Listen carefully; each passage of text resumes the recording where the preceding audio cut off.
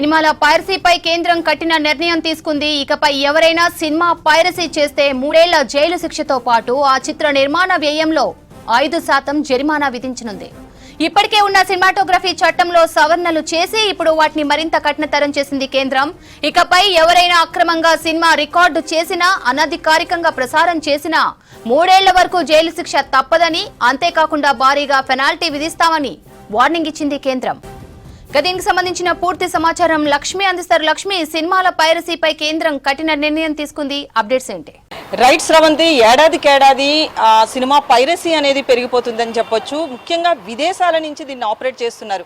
దేశంలో కనుక ఆపరేట్ చేస్తే చాలా వరకు ఆయా సైట్లని నియంత్రించే అవకాశం ఉంది. కానీ విదేశాల నుంచి, ఆ విదేశాల్లో కూడా దక్షిణాఫ్రికా వంటి కంట్రీల నుంచి ఎక్కువగా ఈ పైరసీ అనేది జరుగుతుంది. దానివల్లే చాలా వరకు ఇబ్బందులు అనేది ఫేస్ చేయాల్సి వస్తుంది ఫిల్మ్ ఇండస్ట్రీ. కానీ ఈసారి మాత్రం కేంద్రం కఠిన చర్యలు తీసుకుంటున్నట్లుగా ప్రకటించడం జరిగింది. ఇప్పటికే 2 ఏళ్ల క్రితం చట్టంలో పలు మార్పులు చేసినప్పటికీ కూడా ఈ 2 ఏళ్ల వ్యవధిలో ఎట్లాంటి ఇంప్రూవ్మెంట్ అనేది, అలాగే కేంద్రం ఇంప్లిమెంటేషన్ కూడా కొంచెం తక్కువగా ఉంది. అలాగే ఆ సినిమా ఇండస్ట్రీ కూడా దీని మీద పోరాడుతున్నప్పటికీ కూడా ఏం చేయలేని పరిస్థితి కనిపించింది. కానీ ఇప్పుడు మాత్రం ఈ ఇండస్ట్రీకి సంబంధించి, ఫిల్మ్ ఇండస్ట్రీకి సంబంధించి టోటల్గా కఠిన చర్యలు ఉంటాయి. ఎవరైతే పైరసీకి పాల్పడుతున్నారో వాళ్ళందరి మీద కఠిన చర్యలు ఉంటాయి అని చెప్పి పేర్కొనడం జరిగింది. కఠిన చర్యల్లో భాగంగా ఆ సినిమా బడ్జెట్ ఎంతైతే ఉంటుందో ఆ బడ్జెట్లో 5% జరిమానా విధిస్తామని, అంటే ఒక 50 కోట్లు ఉంటే ఆ 50 కోట్ల బడ్జెట్లో 5% ఎవరైతే ఈ పైరసీకి పాల్పడ్డారో వాళ్ళు చిత్ర యూనిట్కి పే చేయాల్సి ఉంటుంది 5%. అలాగే 3 ఏళ్ల పాటు జైలు శిక్ష కూడా విధిస్తామని చెప్పడం జరిగింది.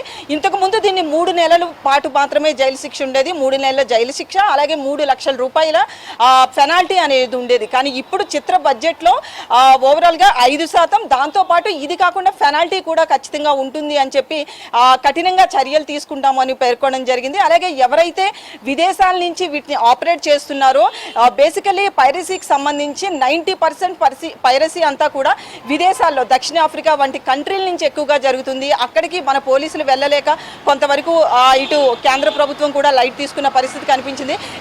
కానీ ఈసారి అలా కాకుండా డిజిటల్ ప్లాట్ఫామ్ ఎక్కడి నుంచి రన్ అవుతున్నా కూడా అక్కడికి వెళ్ళి ఖచ్చితంగా ఆ డిజిటల్ ప్లాట్ఫామ్ని రన్ చేస్తున్న వాళ్ళ మీద మాత్రం ఈ చర్యలన్నీ కూడా తీసుకుంటామని పేర్కొనడం జరిగింది. ఇప్పటికే మనం ఒకసారి ఇప్పటి వరకు పైరసీ వల్ల ఫిల్మ్ ఇండస్ట్రీ కావచ్చు, అటు ప్రభుత్వం కావచ్చు, ఎంత నష్టపోయింది అనేది అధికారికంగా లెక్కల ప్రకారం చూసినా కూడా 2023లో మొత్తం 23,000 కోట్ల రూపాయలు నష్టపోయినట్లుగా కూడా మనకి అంచనాలు అందుతున్నాయి. అలాగే 24లో కూడా, అంటే లాస్ట్ ఇయర్ కూడా అప్రాక్సిమేట్లీ ఒక 25,000 కోట్ల రూపాయలు నష్టపోయినట్లుగా తెలుస్తుంది. ముఖ్యంగా ఫిల్మ్ ఇండస్ట్రీ నుంచి ఇటు కేంద్రానికి కూడా, అంటే పైరసీ జరుగుతుంది కదా, ఈ పైరసీ వల్ల ప్రభుత్వానికి ఏంటి లాస్ అని కూడా చాలా మంది అనుకుంటారు. కానీ పైరసీ వల్ల చాలా మంది ఎప్పుడైతే ఫస్ట్ షో విదేశాల్లో పడుతుందో, మనకంటే కూడా అమెరికా వంటి కంట్రీల్లో ఒక రోజు ముందే పడుతుంది, 24 అవర్స్ అప్రాక్సిమేట్లీ. సో ఆ షో పడినప్పుడు ఫస్ట్ ఏదైతే కాపీ రిలీజ్ అవుతుందో ఆ ఫస్ట్ కాపీ వెంటనే కూడా పైరసీ సైట్లో వచ్చేస్తున్న పరిస్థితి కనిపిస్తుంది. దానివల్ల ఏంటంటే చేతిలో పైరసీ పట్టుకుని, పైగా హెచ్డి క్వాలిటీ వస్తుంది. పైరసీకి సంబంధించి కూడా ఇంతకు ముందు చాలా క్వాలిటీ లెస్ ఉండేది. అలాగే చిన్న చిన్న సీన్స్ అనేవి కట్ అవ్వడం జరిగింది. కానీ ఇప్పుడు pin to pin, first title నుంచి ఎండ్ ఫ్రేమ్ వరకు కూడా ఈ పైరసీకి కాపీ వస్తుంది. అది కూడా హెచ్డీలో రావడంతో చాలామంది, ఇప్పుడు మొబైల్స్ కూడా ఎక్కువైపోయాయి. సో మొబైల్స్లో అందరూ కూడా చూస్తూ సినిమాలకి రాని పరిస్థితి కనిపిస్తుంది. థియేటర్లో చూస్తే కనుక ఏ థియేటర్లో చూసినా కూడా పెద్ద స్టార్ల సినిమాలు తప్ప ఏది కూడా హౌస్ఫుల్ అవుతున్న సిచ్యువేషన్ కనిపించట్లేదు. అలాగే వస్తున్న 1-2 రోజులు కూడా ఆ సినిమా ఆడే పరిస్థితి లేదు. ముఖ్యంగా ఈ పైరసీ వల్ల ఎక్కువగా జరుగుతున్న పరిస్థితి కనిపిస్తుంది. దీనివల్ల కేంద్రానికి కూడా, అంటే మనం టికెట్ కొంటున్నప్పుడు ఖచ్చితంగా దాని మీద మనం జిఎస్టీ పే చేస్తాము. 100 పైన ఉంటే జిఎస్టీ 18% పే చేస్తాము. అలాగే 100 లోపు టికెట్ ఉంటే, అంటే సింగిల్ స్క్రీన్ థియేటర్స్లో ఎక్కువగా 100 లోపు ఉండే పరిస్థితి కనిపిస్తుంది. సో 100 లోపు ఉంటే 12% జిఎస్టీ. ఇలా చూసుకుంటే ప్రతి టికెట్ మీద 18 లేదా 12% ఈ టికెట్ మీద జిఎస్టీ అనేది కేంద్రానికి వస్తుంది. సో ఈ టికెట్ లాస్ అనేది కూడా, జిఎస్టీ లాస్ అనేది కూడా ఎక్కువగా జరుగుతుంది. దాంతోపాటు ఇటు కేంద్రానికి వచ్చే లాస్ పక్కన పెడితే కనుక, అంటే ఇటు స్టేట్కి రాష్ట్రానికి కేంద్రానికి కూడా దీనివల్ల లాసే. ఈ జిఎస్టీని 18% ఉంటే అందులో 9% స్టేట్ తీసుకుంటుంది, 9% సెంట్రల్ గవర్నమెంట్ తీసుకుంటుంది. సో ఎప్పుడు కూడా 50-50 ఉంది కాబట్టి ఇటు కేంద్ర రాష్ట్ర ప్రభుత్వాలకు కూడా నష్టం జరుగుతుంది. దాంతోపాటు ఇటు ఫిల్మ్ ఇండస్ట్రీకి కూడా భారీ ఎత్తున నష్టం జరుగుతుంది.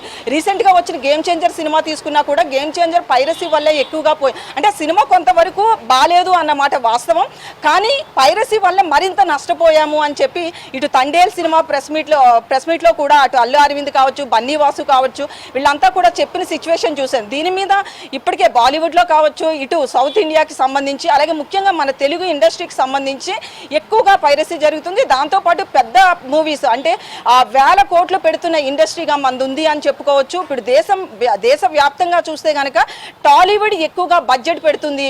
సో ఆ బడ్జెట్ని రికవరీ చేసుకోవాలంటే ప్రేక్షకులు అంతా కూడా థియేటర్కి రావాల్సిన పరిస్థితి. కానీ పైరసీ కాపీ రిలీజ్ అయిన వెంటనే అంటే మన స్టేట్లో సినిమా రిలీజ్ అవ్వక ముందే విదేశాల నుంచి మన చేతికి పైరసీ వచ్చేస్తుంది. అట్లాంటి టెక్నాలజీని వాడుతున్నారు. ఇటు సినిమా థియేటర్తో పాటు సినిమాలతో పాటు ఓటీటీలో వస్తున్న ఓటీటీ కంటెంట్ని కూడా సేమ్ అట్లనే రిలీజ్ చేస్తున్న పరిస్థితి కనిపిస్తుంది. సో దీని మీద ఖచ్చితంగా కఠిన చర్యలు తీసుకోవాలి అని అటు కేంద్ర ప్రభుత్వం, దాంతోపాటు కేంద్ర ప్రభుత్వానికి ఇప్పటికే కేంద్ర రాష్ట్ర ప్రభుత్వాలకి ఇప్పటికే ఆయా ఫిల్మ్ ఇండస్ట్రీలు అంతా కూడా మొత్తుకుంటున్న పరిస్థితి ఉండడంతో కఠినంగా చర్యలు తీసుకుంటామంటున్నారు. ఇది మొత్తానికైతే మాత్రం ఇంప్లిమెంట్ అయితే ఈ కఠిన చర్యలన్నీ కనుక ఇంప్లిమెంట్ అయితే ఖచ్చితంగా దీని మీద కొంతవరకు పైరసీ తగ్గే అవకాశం ఉంది శ్రవంతి.